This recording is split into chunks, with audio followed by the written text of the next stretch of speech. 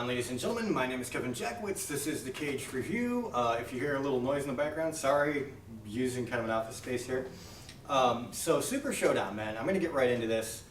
The pre-show, you get a Paul Heyman promo, you get Seth Rollins doing a promo retort, and, you know, they're just talking about the match that's coming up.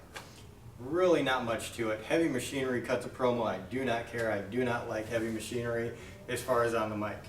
And honestly, they're acting like idiots, which I'm pretty sure is a Vince McMahon special. I don't like it. One thing I did like about the show that they do is they've got holograms now of like the characters, and they're doing like a tail of the tape on the pre-shows.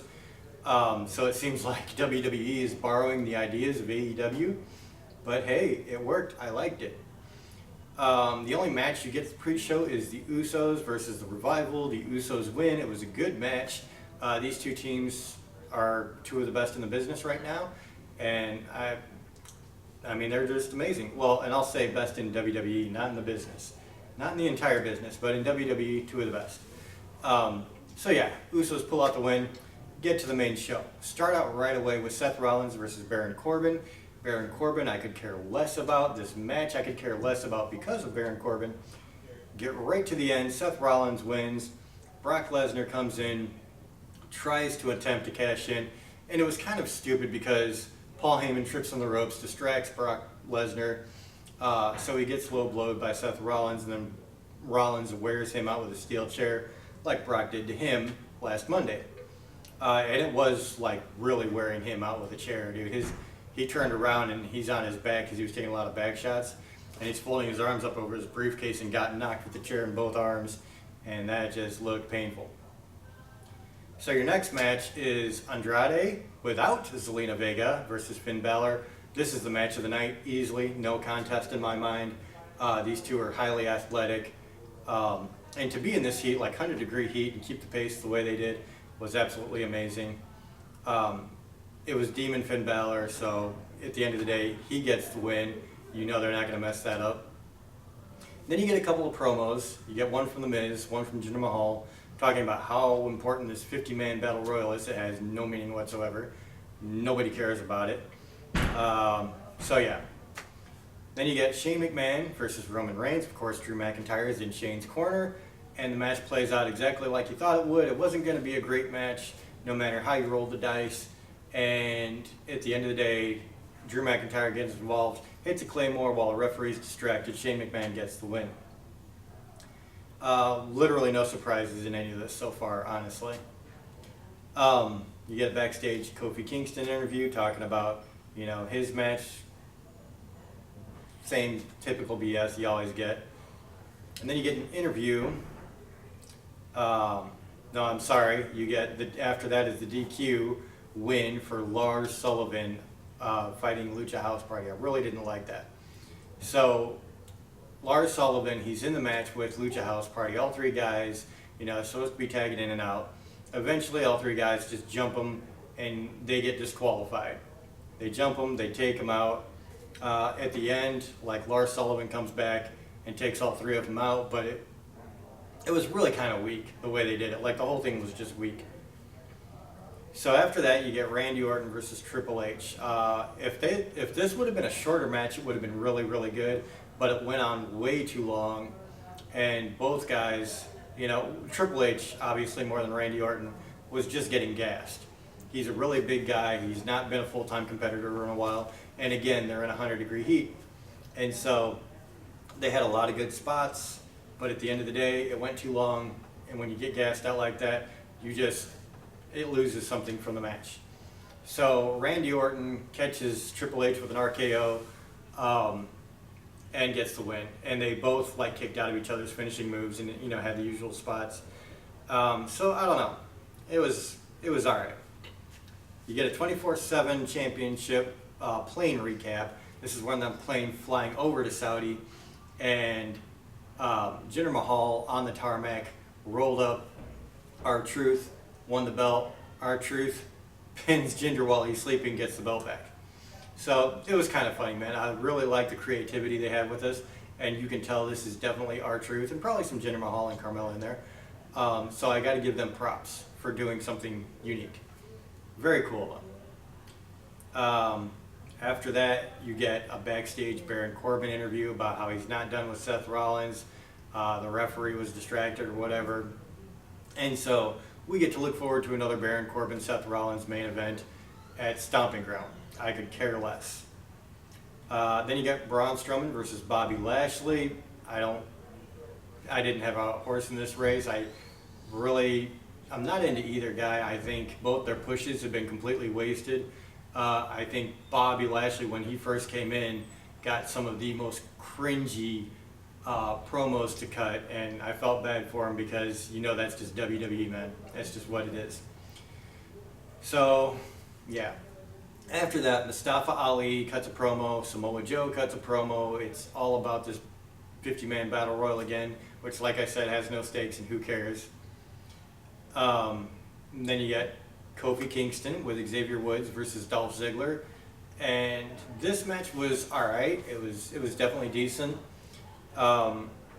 It basically goes Ziggler kicks Xavier Woods outside the ring. Woods gets involved, and with that, Kofi Kingston, I think he hits Trouble in Paradise and pins him. I'm not exactly sure how the ending went, but Xavier gets involved, and Kofi gets the win. So that's what that is. You get a backstage Dolph Ziggler interview after the match where he's talking about, it being unfair that Woods got involved. Well, of course. Then you get this big 50-man battle royal, and it was literally 50 guys thrown in a ring, no planning to this whatsoever. It's just bodies flying around, fists flying around. It wasn't really entertaining at all. There was really nothing to this. The only thing that really made any of it worth anything was Mansoor, who was the guy who was in the ring last year in Saudi Arabia. He actually wins, and they give like the hometown hero moment to the Saudi crowd. And it was actually kind of impactful because the crowd went nuts. There were kids crying and stuff, and so, everybody's really happy. So it was a really good, feel-good moment for that crowd. But here in the States, it's like, it's not going to have any meaning before the match. It doesn't have any meaning after the match. It was a feel-good moment for them. Okay, I get it. But that's all it was. And that leads us to the main event, which was Goldberg versus The Undertaker. And here's the thing with this match. It could have been a decent match if they'd have kept it short and somebody wasn't trying to go all out. And I like Goldberg. I like The Undertaker. They're both legends. They both helped create things in this company. Whether you like them or not, whether you think they have wrestling ability or not, it's just a fact. Definitely, I think that Undertaker has more wrestling ability, a lot more. But you can't say that Goldberg hasn't contributed to this industry. But here's the problem. You come out, two guys that haven't wrestled in a couple of years at least, Goldberg, Undertaker's wrestled, but one match a year. You put them in, again, I have to mention, 100-degree heat. That makes a difference on your body and your stamina. And they try to make it go 20 minutes or something, and it falls terribly short of the mark. So Goldberg, the match starts, hits a couple of spears really quick on The Undertaker. The match looks like it's actually going to start and be kind of entertaining. You're kind of into it right away. But then there's a spot where Undertaker, he's standing up, he's wobbly in one corner, Goldberg's in the other corner, he charges The Undertaker. Undertaker moves, and the momentum just carries Goldberg right into the ring post head first. Knocks himself smooth out. The impact when he hit this post was hard. If you go back and watch it, which I did, he nails that ring post. He busts his head wide open. There's ketchup everywhere, man. It's just blood all over. And after that, he wasn't the same. The match just went completely downhill. Undertaker was winded. Goldberg was at least concussed, at the very least. So it just turned into a dumpster fire. Undertaker tried to hit the tombstone on Goldberg, and wound up smashing his head into the mat. Goldberg tried the jackhammer, wound up dropping Undertaker on his like neck and shoulders. It was just nasty. It could have really hurt somebody. And Goldberg was hurt. You can tell. I'm not really going to knock the guys as much as a lot of people have. I mean, they're in their 50s. They're not full-timers anymore. They're not even part-timers anymore, really. They're in this incredibly hot environment, and that accident happened, and the match just went downhill. And it is what it is, man. So it left a very bad taste in everybody's mouth at the end of this pay-per-view, which, honestly, with the way fans have been feeling about WWE lately and how vocal they've been, it's just been really terrible. So this was a bad spot for WWE. It really was. It was a really bad spot. And overall, the whole pay-per-view wasn't really that great. You had one really good match. It didn't feel like a big-time pay-per-view. And it's funny because they tried to mark this as like bigger than WrestleMania, but it was garbage for the most part, honestly. If I'm being honest, I didn't like any of it. Like I said, except for like one match, and a couple of matches were decent. So I'm going to give this a 2 out of 10 for that reason. I think they could have put a lot more effort into it. They could have constructed things a lot more. I feel like Bill Goldberg, he was trying to go all out, and it cost him. And I feel bad for him because I get it. You're trying to make an impression, and it backfired. Using all your momentum like that and going right into a ring post, I mean, the match probably should have stopped right there. So that's where I'm at, guys. 2 out of 10. I'm sure everybody's already heard something about this already, but that's kind of where I'm at. So let me know what you guys think in the comments. If you enjoyed this, hit the like button, subscribe, and share. My name is Kevin Jackowitz, Kaged Nation, out.